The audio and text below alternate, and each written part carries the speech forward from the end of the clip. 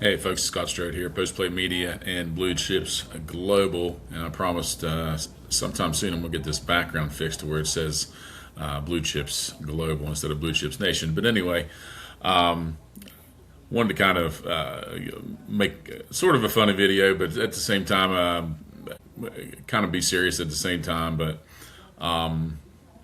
because somebody told me this, they said you should ask for your flowers, and what that means is with a conversation about a particular player, and I'll say his name. I'm sure he'll listen to this, and I'm sure his dad will too. But it's been a big topic amongst a lot of people for a long time here, and that player is Dom Sprouse, and I had a lot of back and forth the last 2 years about him. A lot of people told me how good he was coming out of middle school, and a lot of people would tell me, "Oh no, this kid's better, that kid's better," or "My kid did this against him, my kid did that against him." And you hear a lot of that, and that's natural. We hear that. I hear that all the time about kids that are from certain middle schools that produce a lot of good players. It happens, and people get really, really excited over things that happen in middle school and think it automatically translates to high school. And sometimes it does, and sometimes it doesn't. But the thing is, I never, when Dom and his dad Vic came in contact with me after his 8th grade year, and we talked about what was coming up and what I did with Blue Chips and all the different things, and they were really interested in things I was doing, and really appreciative of it. They just told me a little bit about themselves and about their basketball journey and what had got them through middle school, and they did talk a little bit about their success. They didn't brag. They didn't say, "Well, we were on this many championship teams, and he did score a lot," and things like that. And it was a good league, Charleston-based league. Obviously, there's tons and tons of great players down there, especially at that middle school age. But I never jumped the gun on that. I never jumped the gun and said right away he is this. I suspected from the beginning and thought he would eventually prove his worth. Now, did I know where that his destination would be in Division 1? No, nobody did. Nobody predicted that. Nobody told me that. He didn't predict that. That wasn't his goal. All those things. But that is going to be, barring an injury or something like that, a major setback, or he has to sit a season out or something like that, he is easily being projected into Division 1. The reason I come out with the video today was there was a pretty well-known writer, scout, I guess you'd say, not a writer, but a scout, former college coach, that put out a little piece about not just Don, but about several other guys that he ranked. About half of his list was major to high major, and mid-major and dam Division 1 players that he had seen this year. And Don was in that list. It was a national list. This wasn't just guys he saw at one tournament. These were guys he saw across the country at different places. So the reason I laugh and say "Give me my flowers" is, I put Dom ahead of some players rankings wise early on that stirred some discontent, I guess, amongst some people. I didn't have anybody call and cuss me out or anything like that, but I got some text messages from a handful of people that said, "I don't know if I do that. This kid's better. This kid's that. This kid's that." And we went back through the middle school stuff again, and I had to hear all that. But, in the end, I'm right. Now, if there's another 2028 kid and there's still plenty of time for this to happen, if there's another 2028 kid, and there's a couple that could jump into that Division 1 level status, and I'm not predicting it, and I didn't predict him to be a Division 1. I just said he was better than everybody else at this point, and I've said that for, I don't know what, almost a year now. He was just clear cut better, more recruitable, has the size, shoots it well enough. He, Coach Newsom and I sat and we talked about him at the state tournament. And the biggest thing that we wanted to see was Dom handle ball pressure, like heavy ball pressure. And we knew he would get it from Spring Mills, and we knew he would get it in the semifinal as well. Well, he proved that. He blew that, out of the water, that would ever be an issue. He really understands how to use his body, how to use his size, his leverage against quicker, smaller guys, and just did an incredible job with that. Somebody that passes the ball as well, handles the ball like that, has that kind of size, he's got enough athleticism to play somewhere mid-major and down, and just shoots it. He just shoots it well. And he's very selective with his shots. He understands where his shots are other than just at the three-point line. So that being said, I'm not bragging or trying to make fun of anybody. I'm just saying I was right on this one, and some of you were wrong that doubted me. And I want to take this moment to remind everybody. It's when I rank people, when I ranked people for prephoops.com, and when I start again ranking people in the future here, it is not based on anything they did last Friday or last Saturday, last week's AAU tournament, or whatever. All of that is fine. That is fine. It comes down to recruitability. Okay. I just saw a video by, I think, an AAU coach that put out this video about a kid in West Virginia, and he is proclaiming him the best player in his class. I currently don't have that player ranked as the best player in his class, and here's why. Because the size that he is, he will have to be a point guard. And until he's a high-level point guard that has proven himself against high-level competition at that spot, I can't put him there. I just can't, because there are kids that are ranked ahead of him that are much more recruitable, and that may be in terms of talent, that may be in terms of size. And I'm sorry, but size matters. Size matters in recruiting, and that's part of how I recruit people. That doesn't mean I just recruit somebody because they're taller. That means that size is a factor in their recruitability. Okay, so the more recruitable you are, the higher you're going to get ranked. Okay, because I think it's the most subjective way to rank players rather than just me deciding. It takes much more of my opinion out of the process and puts much more of the feedback from other people. When I say other people, I mean other high school coaches and college coaches that give me feedback from what they see, in addition to what I see myself, and they are able to give me good, solid feedback from experienced, smart people that understand the game at the high level, and that I can trust. I can trust their feedback.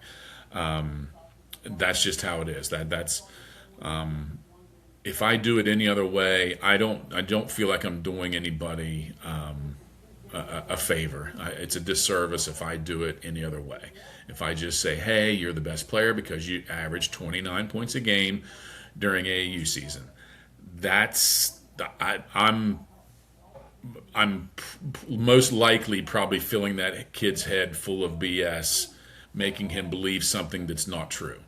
Okay, that's great, but Dom is averaging like 15 points a game and getting contact almost daily with Division I coaches.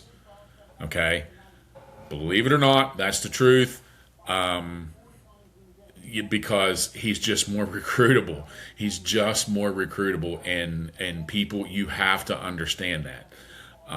Now, this isn't for me to tell you how great Dom is, or anything else. This is for me to, I want you to understand what all of this stuff means. Okay? I want you really to understand what all of this means in terms of recruiting, in terms of exposure, in terms of what actually means you're recruitable. What is actually valuable? Is it your size? Is it your skill? We've got to get away from this guy scores at will, so he's great. That's not. Again, I don't know how else to tell you. It's just not.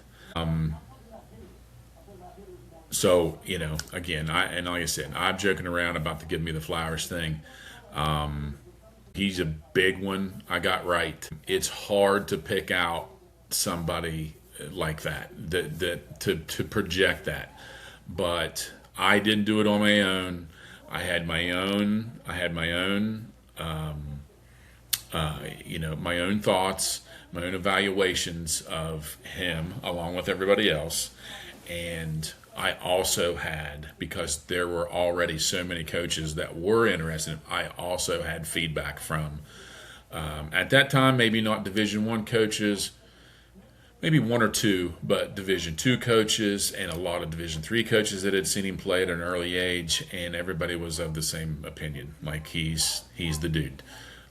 He's the dude, and he's probably going to take the big leap. So there you have it. Other than that, take what should you take from that? Make the things that are important. Keep the main thing, and that's being a good player, a total player. That means if you're 6 foot tall, be a point guard. You're not going to play. You'll have a tough time playing anywhere other than point guard at any level. Other than if you find a system where some coaches, and they're out there, don't get me wrong, where some coaches like to play 2 point guards. If they're in a league where they can do that. That league isn't the MEC, where you can play for one of the Division II schools in West Virginia. That it doesn't exist. That there is no such system. Somebody asked me the other day, do you have to be 6'3" or 6'4" to be a shooting guard? And I'm like, no, but it damn sure helps. But if you're not, you better be 6'2" and be able to jump out of the gym. You better be dunking on people in transition. You better be an absolute hound dog on defense. You better be able to lock anybody in front of you down. Anybody in the guard slot, you better be able to lock down. If you're going to be a Division II guard, especially if you're going to play an MEC. That's what it takes. If you don't believe me, go watch a game. Okay? These are not, 6'2", slow, unathletic guys playing out there on the wing in these MEC teams. It doesn't exist, guys. It just doesn't. So, that being said, I'll end with this, talking about rankings. And somebody I had a good chat with for about an hour the other night, actually after, if he's listening, he'll know who I'm talking about, after our team shootout in Morgantown, which I'm going to post another video here in just a few minutes about that. And we had a good talk about, rankings and just, what the coverage of West Virginia kids means. We just talked a lot about all that stuff, and and he thanked me for doing all the prep hoop stuff for the past 4 years, and which, like I said, I've walked away from. But he did make me realize how much people did appreciate the time that I put in for those rankings, and how much it kind of means to the kids, and that there was some value in it, exposure wise. And he and I agreed. It is nice, especially with this. I know what coaches follow this. We have a nice long list of, especially Division II, Division III coaches. I don't know about Division I yet, but JUCO coaches that do follow and are very active because they like the coaching podcasts. So it is something I think we can use, and it will give coaches a good reference list if we do rankings. So Isaiah will have to help me a lot on that, as well as probably get some constant feedback. And as always, I won't get them right every time, all the time, but I'll get them more righter than anybody else. And right now there is nobody else. So you're just going to have to keep dealing with me and let Blue Chips do its thing.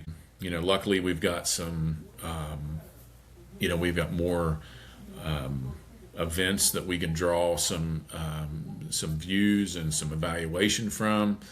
From the team shootout, and then we're going to have a fall shootout. We'll have the August. We'll have the hoop summits, and I'll do another video about that. Maybe tomorrow about the hoop summits, how we're going to structure that. So anyway, so we will do some rankings. Now, am I going to be able to rank 100 kids in each class? I doubt it.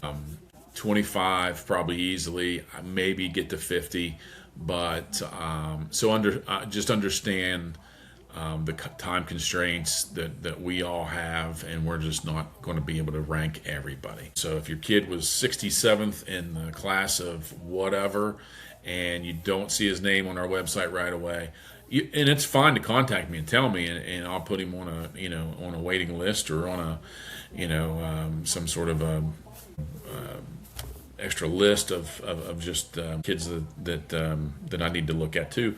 That's fine, but I just can't guarantee anybody that we're going to have a long list. So, but anyway, we are going to do that. We're going to continue that through Blue Chips, Isaiah and I both, and hopefully that'll keep some of you subscribing, and give us a little bit more to talk about, I think so. But anyway, I'm going to flip over and do another video. I'm going to review very quickly here. I'm going to review Saturday's event and talk about that. But otherwise, thank you all for subscribing. If you're a new subscriber, and we've got a few new subscribers, I really thank you for subscribing. This is a slow time of year for content, just not a lot to talk about, but that is changing pretty quickly here with the July Live period. We've got a lot to talk about here coming up here in the next few months. So it is a good time to be in here, and again, I appreciate everybody's feedback. And please, folks, if there's things that you want us to cover, you want me to talk about, you want me to podcast about, write about, you guys are. I get some feedback pretty regular for some people, but don't be afraid to reach out and say, hey, could you talk about this, or could you check this kid out, or talk about something about this team, or what you know about this, that, and the other. Don't be afraid to reach out and give some feedback. That's what I thrive on, and I love to get that from folks and just talk basketball. So, but anyway, we'll talk to you later. We'll see you on the flip side here. Thanks.